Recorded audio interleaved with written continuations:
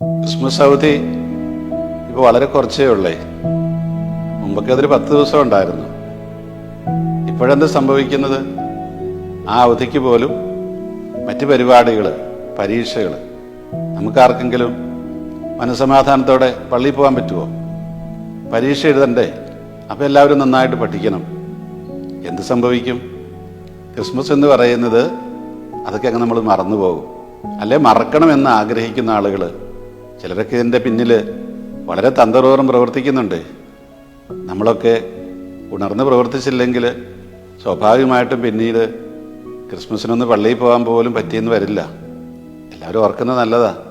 നമ്മൾ വിചാരിക്കുന്നതെല്ലാം വളരെ സാന്ദർഭികമായിട്ട് വരുന്നതാന്ന്. ഒന്നുമല്ല. അതിൻ്റെയൊക്കെ പിന്നിൽ വളരെ വ്യക്തമായിട്ടുള്ള ചില പ്ലാനുകളുണ്ട്, ചില അജണ്ടകളുണ്ട്. പരീക്ഷകളൊക്കെ അല്ലാത്ത സമയത്ത് നമുക്ക് നടത്താം.